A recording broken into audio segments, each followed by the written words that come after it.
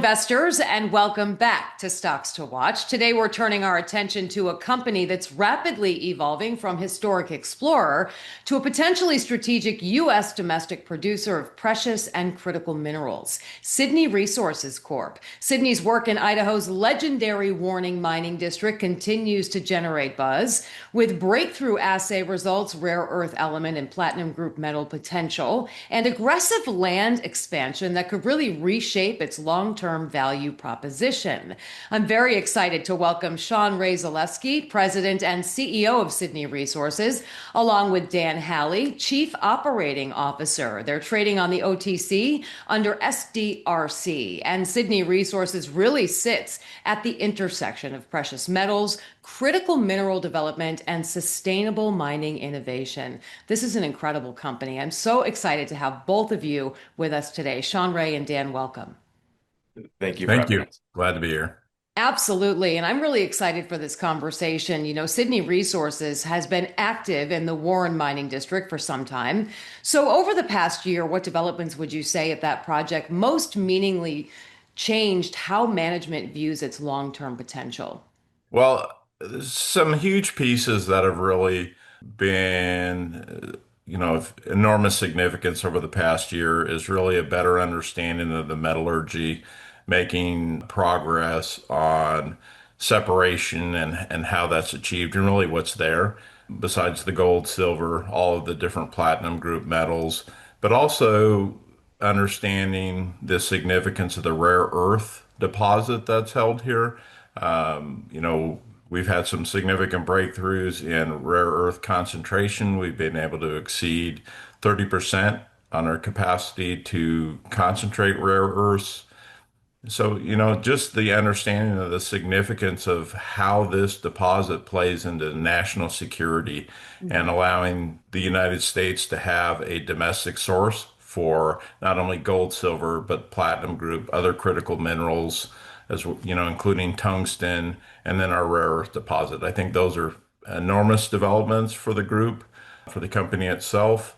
And, we're just excited to keep pushing forward and develop a better understanding of the separation process, and the expansion of our land holdings in the area have been significant as well.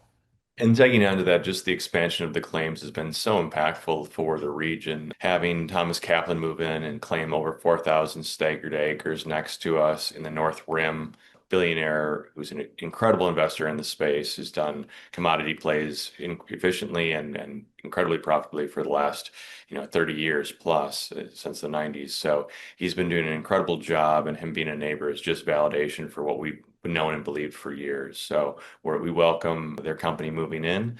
And as we've expanded from 53 acres originally when I got here in 2021 as an investor and then a board member, to where we are today, over 12,000 acres in the region, that's massive. And we are having a lot of conversations with strategic partners on how do we develop that properly? Where do we place the spiral declines within this valley for that greater production and engagement of the resource? So we're looking at five spiral declines in the future to maximize ore extraction and processing. And Dan has been key in identifying private land to acquire during that time period as well, so we can operate from private land throughout the district and build those home bases, if you will, for operations as we expand and grow. Yeah, what if I could real quick, one other piece just to add to it too is the capacity that we've expanded on the mill facility. We have a pilot project, and we were able to expand and build a new facility, 3,600 square foot facility, where new equipment we've been moving into, and that aligns with Department of Energy's goals, as they just released in November a grant solicitation, which allows us to, apply for, between 10 and $25 million for an expansion. But that grant project that we're in the process of developing the application for right now is just aligns perfectly with that, because it's for programs or companies that have pilot projects that are proven they can recover the different critical minerals and rare earths. So that's one of the other projects we're working on right now as well. So a lot of good stuff going on. Yeah, it sounds like a lot of milestones, which we'll get to in a second. But I did want to say that I'm really glad, Dan, that you brought up the whole national security piece of the conversation because, this is an American, I mean, this is in Idaho, and you talk about, all the buzz around national security right now. So the work you're doing is incredibly important. And so I just want to say I really appreciate that and appreciate you mentioning the grant with the Department of Energy. We're talking about the Department of War when you're talking about national security. So great work there. So looking back at the year, aside from some of the things that you've already mentioned, let's talk about the most important milestones and how, would you say those achievements really set the foundation for future growth? Before we continue, be sure to subscribe to our channel and ring the bell to get notified about our latest videos. Well, I think just understanding, one of the things we're unique about is we've approached this process not to just identify the size of the deposit, but we've developed the processes and understand how to mine it, as well as what metallurgy processes are going to be important.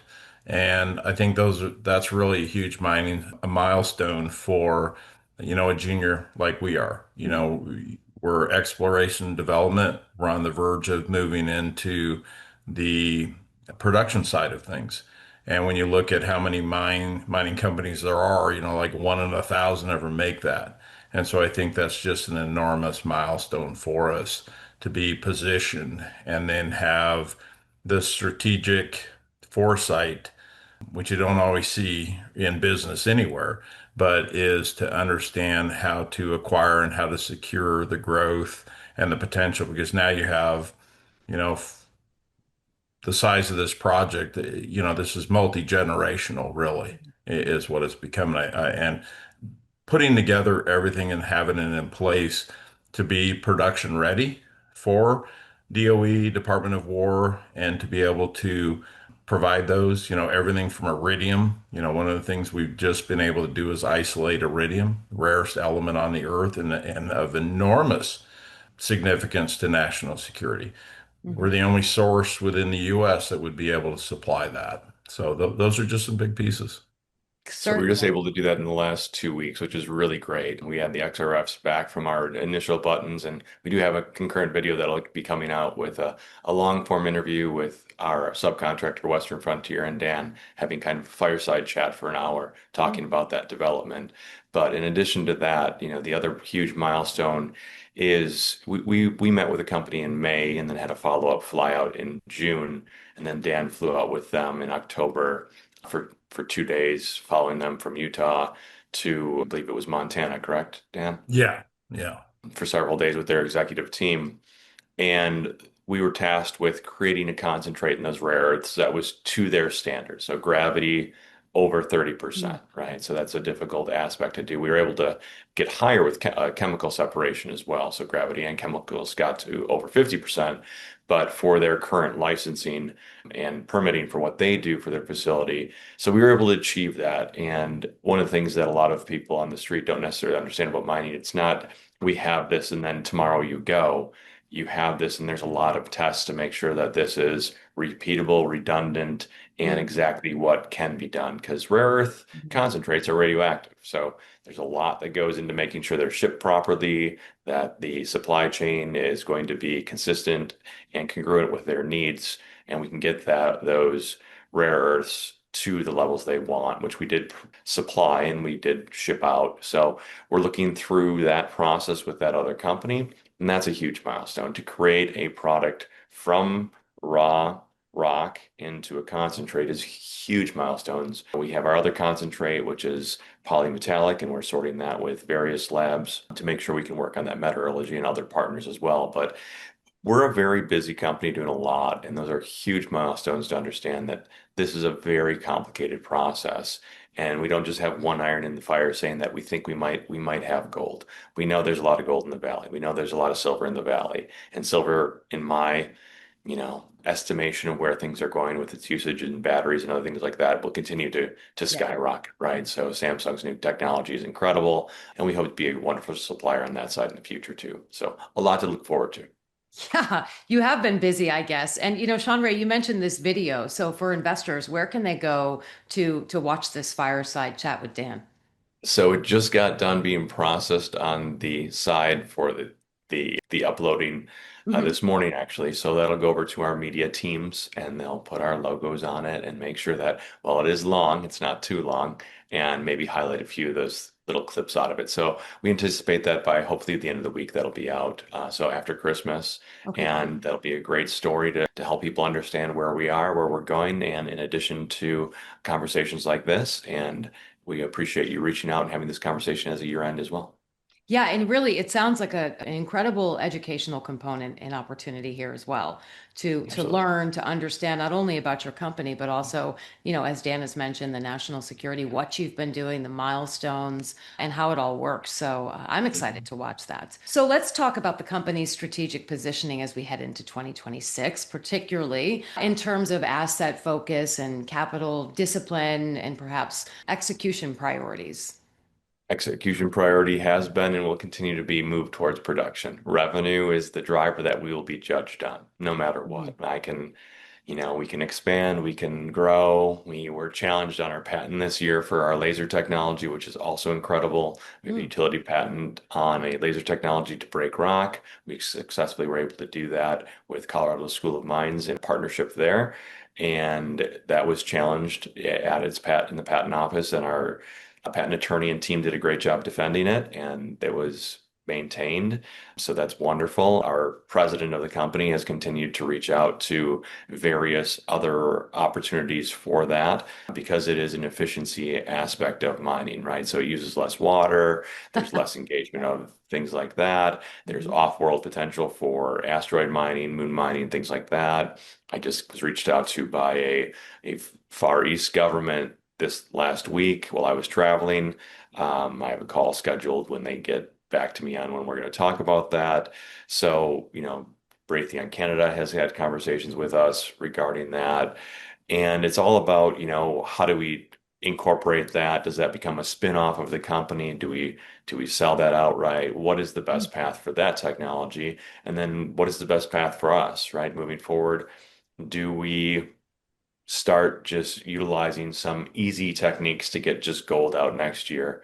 Do we create joint ventures with nearby tungsten mines that have access and entree to the Import-Export Bank of the United States because they're already working with them, so that door is open. So I've had that conversation with Hally already. They just made a strategic investment in a junior as well. They are a junior as well.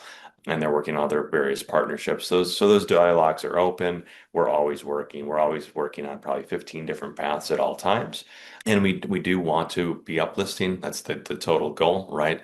The idea is to move towards complete accountability and complete reporting. We have all the pieces signed attorney letters, signed accounting letters, all things have always been there. So we operate it the same way as we would if we were SEC reporting. So we'll continue to do all those things and move forward and move towards the revenue. Fantastic. So I will ask you, let's talk about the stock price as you're talking about uplisting. What do you believe has not yet really been reflected in the price of your stock?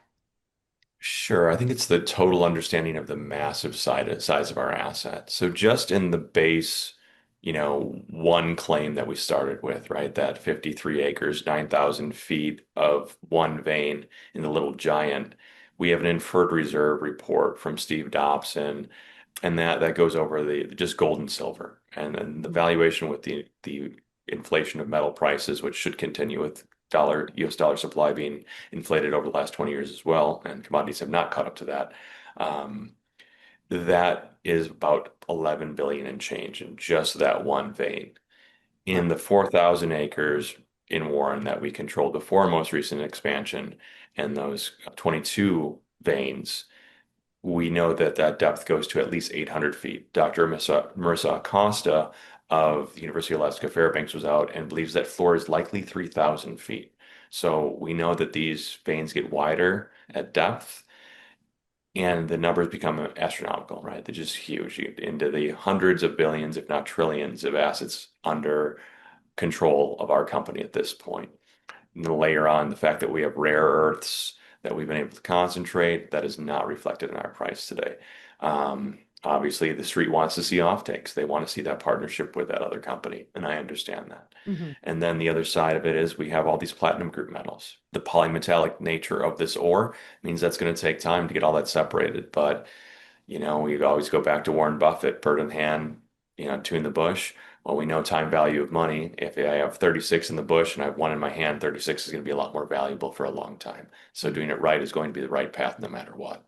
And as we get there and expand, now we've claimed around us for other strategic assets in the rare earth space for our partner that we're working with, our future partner that we're working with, because those are the assets that company works with as well. So there are various mines around us that were very successful that we know exactly what they need and we now control. And then with Thomas Kaplan moving into the region, that hasn't been dialed in either. So we have regional information that'll be valuable to that team as well. And one of our former partners, which is a great partner of ours, is with that team. And that's one of the reasons why we believe they're there.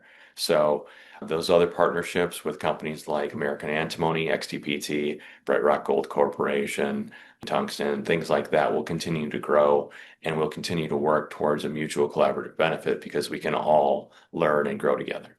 I'm glad you mentioned American Tungsten. When you said Ali, I thought, is he talking about Ali Haji? Yes, we know Absolutely. Ali well, and yeah, they're doing incredible work. And I have to imagine that Absolutely. these strategic partnerships are truly paramount to success. Fantastic news. There are so many developments this year and coming into next year. So I would say, we talked about the share price, and right now, all this incredible work you're doing is not really reflected in the share price. So, with the share price being what it is now, what would you say makes Sidney Resources a compelling investment opportunity right now in 2026 and beyond? Well, we are pre-revenue, so that hasn't been factored into our price right now. So there is skepticism and there is righteous doubt, right? Are they going to be able to perform? Are they going to be able to turn on that faucet? So that's reasonable. So if investors are looking for an opportunity that can be a multiple win, go up by a significant amount, I think we're it. And we have proven that we will maintain funding, we will maintain control, and we'll keep doing work to get this right. And we have the conversations with senators and with the Department of the Interior, Department of Energy. We have those contacts through lobbyists or personal networks to make sure that we're sitting down with senators when we can't have something done that wonderfully Senator Reich made a phone call and the next day Dan got a phone call to say, hey, let's fix that. Right. So it was Mm. great. And we're very happy to have those relationships through our network and our various colleagues that have those relationships. So we appreciate everybody's diligence and, our board members also lean on their individuals. Some of them helped certain individuals who became governors, start in politics. So our board is very powerful as well, and we lean on them for support when we need to. Fantastic. Dan, any final thoughts from you? Well, I just think when you look at the strategies that we've deployed, as we develop community connections and stewardship of the capital that we've, been really blessed to receive over this time and move forward. We've looked at why other companies fail, why they don't achieve those goals, and the strategy that we've used from having communication with the tribes ahead of time and to develop an understanding of how the tribes have been affected by mining historically, what that means from a generational perspective. Everything from developing a nonprofit where we work with, veterans and different, human trafficking groups. And so there's a wholeness to Sidney Resources as a company that you don't typically see. And, engagement with conservation groups. You just don't see that strategy ahead of times. And it's not just a business strategy. It's a core belief for those of us on the board and those that work on our team. And we've held true to those. And so besides being good stewards of the land, we're good stewards of the capital. And we're really good stewards to do what we can to improve the community and really engage those around us for the long term. And that's what we're about. Thank you for those philanthropic efforts. So important. Sean-Rae, it looked like you wanted to say one last thing.